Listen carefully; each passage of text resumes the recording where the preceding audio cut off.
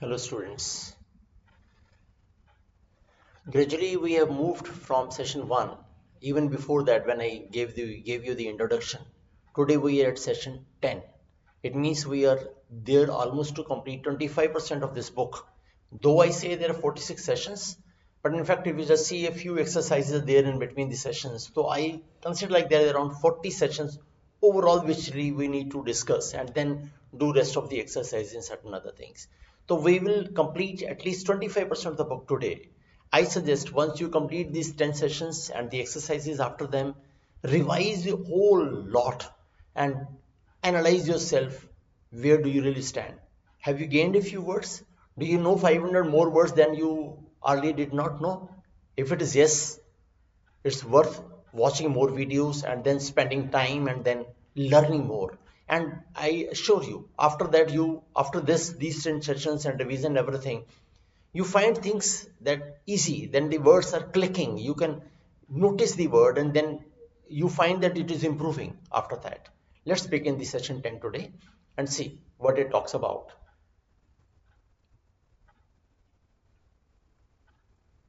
Writing and writers. Last time we were saying chirography, session 9 we talked about Greek word graphene.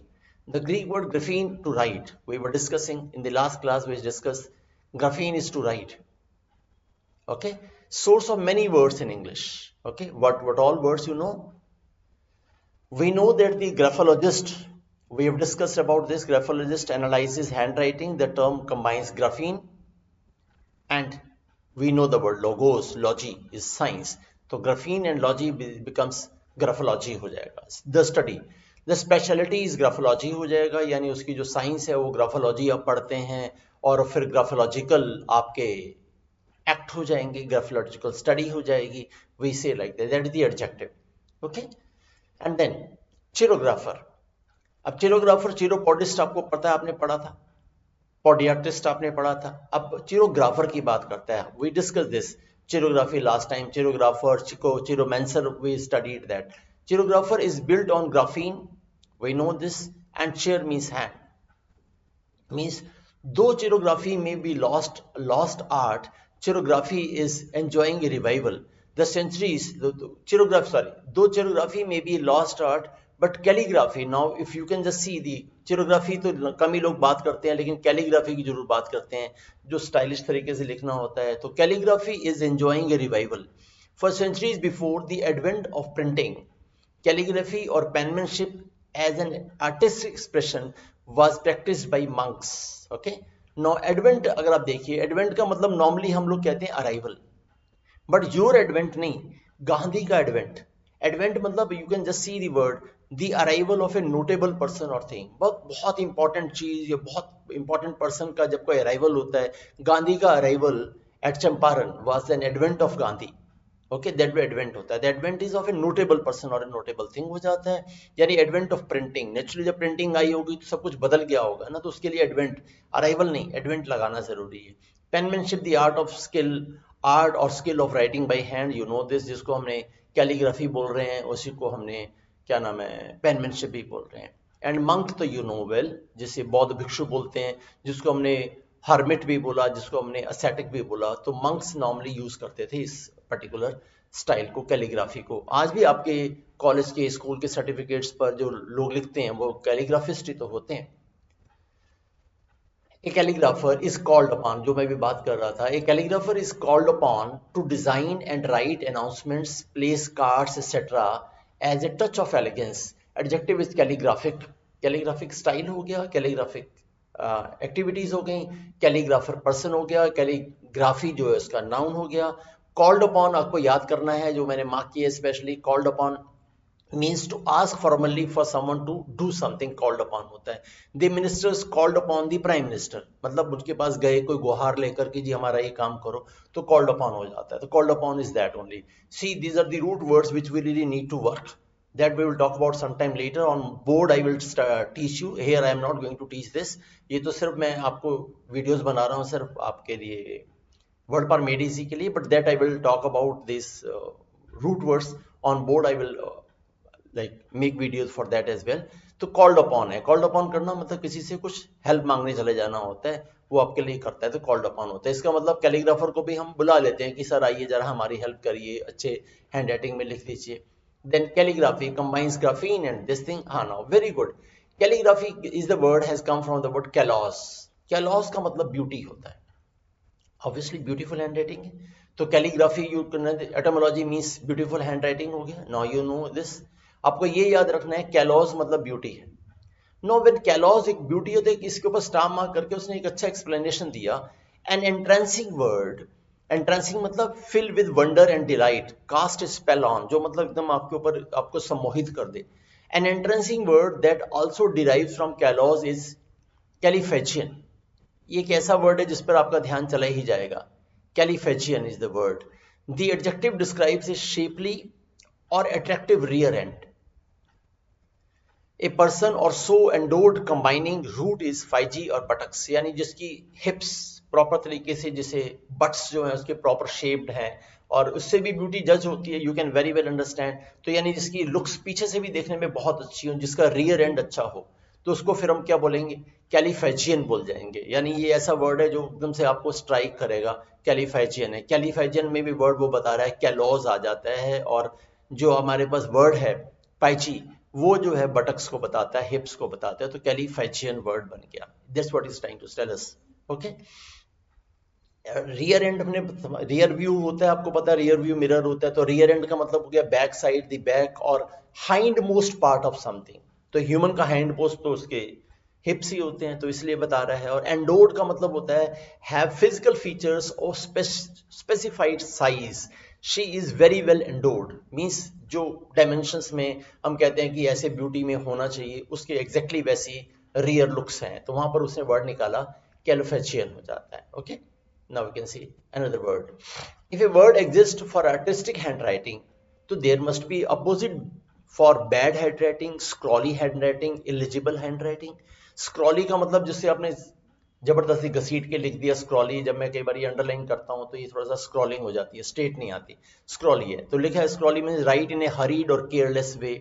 और illegible मतलब तो आप जानते हैं, which not clear enough to be read, जो पढ़ी नहीं जा सकती होती है, तो हमें एलिजिबल हो जाता है। तो ऐसी वाली, एंड वो जो if a word for an artistic handwriting there must be opposite bad, scrawly और illegible handwriting. And indeed there is cacography होता है, एक वर्ड वो बता रहा है कि there is a word known as cacography, combining graphein और कैकोस। जैसे हमने कैलोज पढ़ा था वो ब्यूटी के लिए, तो कैलोज पढ़ रहे हैं हम, और कैकोस पढ़ रहे हैं बैड के लिए, तो बैड हैंड राइटिंग के लिए कैकोग्राफी हो जाती है। हालांकि मैंने कैकोग्राफी जब मैंने पढ़ रहा था तो मैंने देखा कि cacographist is not only bad handwriting, cacography is for जिसके बैड स्पेलिंग होते हैं उसको भी हम यूज करते हैं, बट हाँ अभी हम ये मान रहे हैं कि कैकोग्राफी, कैको और ग्राफी आ रहा है तो वहां पर हम यूज करें, जिसकी हैंड राइटिंग पुअर होती है उसको कैकोग्राफी होता है। तो फिर analogy with the forms of calligraphy, can you right the word for one who uses bad और एलिजिबल हैंड राइटिंग, उसे फिर आप क्या बोलेंगे? नेचुरली उसे आप कैकोग्राफिस्ट बोलेंगे। जैसे आपने कैलीग्राफिस्ट बोल रहे थे तो hand writing, bad hand writing वाला क्या हो गया, कैकोग्राफिस्ट हो गया। और फिर परटेनिंग टू और marked by bad hand writing, तो उसका अगर एडजेक्टिव निकालना हो तो फिर क्या बोलेंगे? अब आप निकाल सकते हैं एडजेक्टिव क्या होगा, कैकोग्राफिक हो जाएगा, cacographic handwriting, cacographic scriptures, we can say like that caco. ऐसे अगर आपको वर्ड याद है तो एक हार्मनी हमने वर्ड पढ़ा था, अगर आपको याद है तो हार्मनी तो होता है गुड रिलेशनशिप। तो ऐसे ही अगर आपको वर्ड देखो तो कैकोफोनी एक वर्ड होता है। कैको मतलब यहाँ पर कैकोस है जो अपने वर्ड पढ़ रहे हैं, ठीक है ना, जिसकी हमने बोला है कि हाँ वो बैड हैंडिंग, बैड बोला होता है, बैड हार्श होता है, यहाँ पर वो लिख रहा है कैकोस। तो फिर कैको आ गया और फोनी आ गया। फोनी मतलब साउंड होता है, यानी जो हार्श साउंड होती है उसको हम कैकोफोनी बोलते हैं। Hope you understand this. तो यानी कैलीग्राफी आ गई तो फिर कैकोग्राफी आ गई, कैलीग्राफिस्ट हो गया तो कैकोग्राफिस्ट हो गया। Now you can understand. और कैलोस से उसने वर्ड निकाल लिया, आपको बताया कैलिफाइचियन वर्ड आ जाएगा। ओके, और फिर called upon we have discussed. Okay, rear end we know. Endorsed का मतलब हमने एक सेंटेंस बताया कि स्पेसिफाइड साइज की कोई चीज होती है तो वेरी वेल एंडोर्ड होता है। वो शी के लिए यूज कर रहा था, किसी और चीज के लिए भी यूज कर सकते हैं। और पर्टेनिंग टू क्या होता है? पर्टेनिंग टू का मतलब होता है related to, applicable to. We are discussing all the issues pertaining to COVID-19. यानी उससे जो भी एसोसिएटेड है, pertaining to we like use that way only. pertain के साथ हमेशा preposition to आती है, ये याद रखिए. Graphene is found in the other English word also. देखिए कौन कौन से वर्ड बता रहा है. कार्डियोग्राफ होता है, you can very well understand. Cardia याद है आपको, हमने बोला था हार्ट के लिए यूज होता है, तो वही बता रहा है. कार्डिया हार्ट है, तो फिर ग्राफीन यानी ग्राफ हो गया, कार्डियोग्राफ. जब वही ये बारे पहले भी मैं डिस्कस कर चुका हूँ, जो उसमें से वो जो प्रिंट आउट निकलता है वो कार्डियोग्राफ होता है, और जो मशीन थी वो कार्डियोग्राम थी. देन फोटोग्राफ तो आप सबने जाने, ये जो चल ही रहा है 2020 फोटोग्राफी का ही जमाना है. ठीक है, आपके cameras and all filled with what you call photograph. लेकिन अगर आप जो साइंस के हैं तो अच्छे तरीके से जानते हैं, लेकिन हो सकता है ना पता हो तो रिटन बाय लाइट होता है, फोटोन होते हैं. फोटोज जो है वो बेसिकली लाइट को इंडिकेट करते हैं. जो पिक्चर आपकी होती है वो लाइट से बनी होती है, और वो ब्लैक इमेज को फिर वैसे स्कैटर करके बनाती है. इस प्रोसेस जिसे में फोटोग्राफी बोलते हैं. तो this kind of photography, you know, everyone knows this. Then phonograph. Phonograph इस तरीके का जो होता है, पहले चला करते थे फोनोग्राफ, जिसमें रिकॉर्ड प्लेयर होता था, ये सब डिस्क होती थी, वो फोनोग्राफ होता है. एटमोलॉजिकली ये साउंड राइटर होता है. अगर आप देखा जाए तो साउंड राइटर ही तो है, उसके ऊपर साउंड लिखी रहती है, तो वो फिर उससे हमने वर्ड बना क्या, फोनोग्राफ हो जाता है. Okay. And then telegraph. Telegraph is tele मतलब डिस्टेंस होता है, तभी हमने टेलीफोन बनाया था, याद है, टेलीपैथी बनाया था. तो फिर टेलीग्राफ है, ग्राफ मतलब लिख कर भेजना है, टेलीग्राफ है. जिससे कभी आपने पढ़ा हो तो लोगों के घर में पहले जमाने में टेलीग्राम ही आया करता था. जब फोन नहीं होते थे तो टेलीग्राम आता था. टेलीग्राम का मतलब कि बहुत ही इमरजेंसी है तो टेलीग्राम भेजा जाता था. तो इस तरीके की मशीन होती थी, यहाँ पर वो टक टक करके दबाता था, फिर इस पर्टिकुलर नॉब से, you can very well understand, इस नॉब से उसने प्रेस किया, फिर वो कुछ कोडिंग हो जाती थी, उस टेप बाद में ये फिर टेप से निकलने लगा. तो टेप को रीड करके यू कैन सी कि अच्छा यार क्या वर्ड होगा, तो ABCD करके देन यू कैन रीड कि अच्छा ये कहा गया होगा. फिर वो टाइप करके जिस भी पर्सन को मैसेज देना चाहते थे वो टेलीग्राफ होता था. इसको हम कहते हैं केबल भी बोलते हैं. अगर आपको याद है कभी सुना हो वर्ड, तो केबल भी बोलते हैं, अंग्रेज इसे केबल ही बोलते थे. तो केबल भेजा, टेलीग्राम भेजा, उसको भेजने वाली जो मशीन है वो टेलीग्राफ है. Something of this kind you might not have seen, but you can see on Google, this can help you. And then biography, तो you know it well. bios bios का मतलब लाइफ है, तो फिर biography होता है. तो कभी किसी के लिए कोई लिखता है तो बायोग्राफी होता है, और अपने लिखता है तो वो ऑटोबायोग्राफी होता है. क्योंकि ऑटो का मतलब क्या है, ऑटो का मतलब सेल्फ होता है. तो यानी ऑटोबायोग्राफी लिखेगा तो यानी अपनी खुद लिख रहा है, और बायोग्राफी कोई किसी के लिए लिख रहा है तो बायोग्राफी हो जाता है. Okay. And then we have this, many of these new roots will be discussed in great detail in the later chapters. इसके बारे में और भी हम बाद में बात करेंगे, लेकिन अभी आपको सामने डिस्कस कर रहा है graphein written, and then we have discuss certain things. Tele अब याद रखिए, टेली का मतलब मैंने बोला है डिस्टेंस होता है, तभी आपने वर्ड बनाया था. मैं आई वाज सेइंग टेलीपैथी है, यानी वो रिलेशनशिप जो दूर से जनरेट होते हैं, इमोशंस, टेलीपैथी होती है. आपको किसी की याद आ रही होती है तभी उसका मैसेज आ जाता है या खुद ही आ जाता है, तो आप कहते हैं यार टेलीपैथी हो जाती है. ओके. टेली और पैथी है, पैथी मतलब इमोशन है, तो टेलीपैथी हो जाती है. Okay. Then ageing and the old. Geras, we have already talked about this. Geras we know well, old age. Geriatrist हमने बात की थी, ठीक है. जेरियाट्रिक हमने इसकी साइंस की बात की थी. We know geriatrician, you know, specialises. Geriatrician specialise in the medical care of the elderly होता है. The Greek word geras old and has a derived from the word geron, यहां से आया. द रूट इज जेरोंटोलॉजिस्ट हो जाएगा, ठीक है. तो जेरोंटोलॉजिस्ट हो जाए या जेरियाट्रिशियन हो जाए, एक ही बात है. स्पेशलिटी जेरोंटोलॉजी होती है, दोनों को एक ही बात बोलते हैं. चाहे वो जेरोंटोलॉजिस्ट बोलो या जेरियाट्रिशियन बोलो, one of the same thing. लेकिन वर्ड आया है जेराज ओल्ड से, जेरॉन मतलब ओल्ड मैन से. यू कैन अंडरस्टैंड दैट, ठीक है. The Latin word for old is senex. हाँ, this is thinking you really need to know. Old के लिए एक वर्ड है senex, the base on which the senile, senescent, senior, senate are word. आप ध्यान से देखो तो इसमें सब में सेनाइल, सेनाइल, सेनेक्स वर्ड कहीं ना कहीं यूज कर रहा है. Okay. Now we discuss this.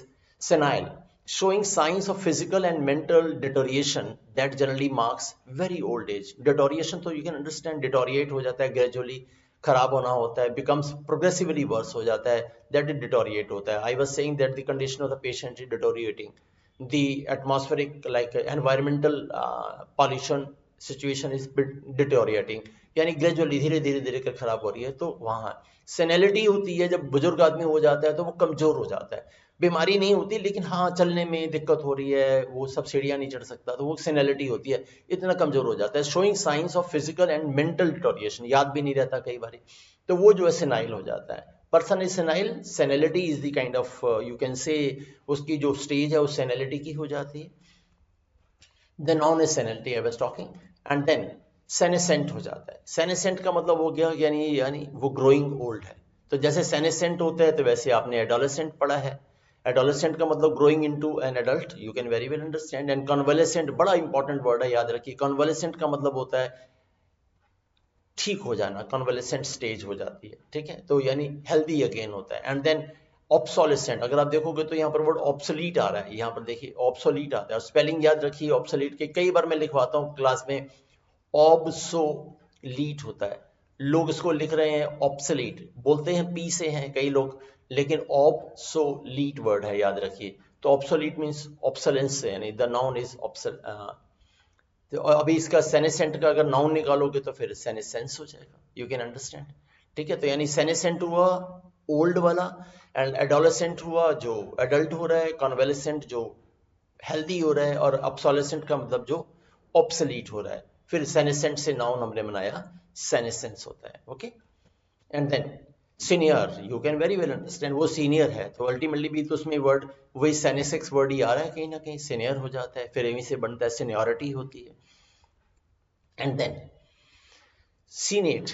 Senate is originally a council of older and presumably wiser citizens.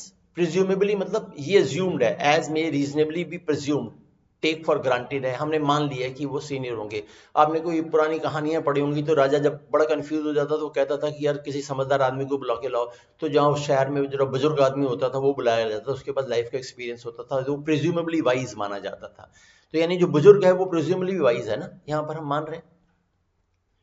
तो पुराने ज़माने में यूनान वगैरह में शेक्सपियर के नावल पढ़िए या कुछ है, जूलियस सीजर पढ़िए, वो बताता है कि उसकी जो पार्लियामेंट थी उसमें कौन बैठते थे, उसको सीनेट बोलते थे पार्लियामेंट को, आज हम जो भी बोलते हैं इवन पार्लियामेंट में।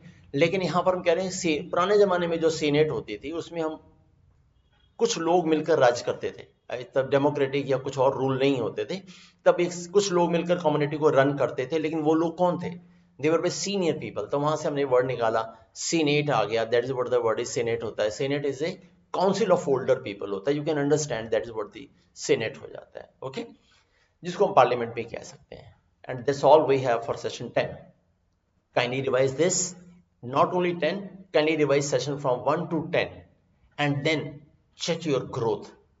I think you have spent around 10 to 15 hours, maximum 20 hours in doing 10 hours, 10 sessions, 10 hours with me, maximum, and 10 hours you have dedicated to your exercises and all. In 20 sessions, in 20 hours of your study, if you have learned around 500 quality words and then they are able to make you think, oh, this new word is there for me, I think it is worth spending these 20 hours.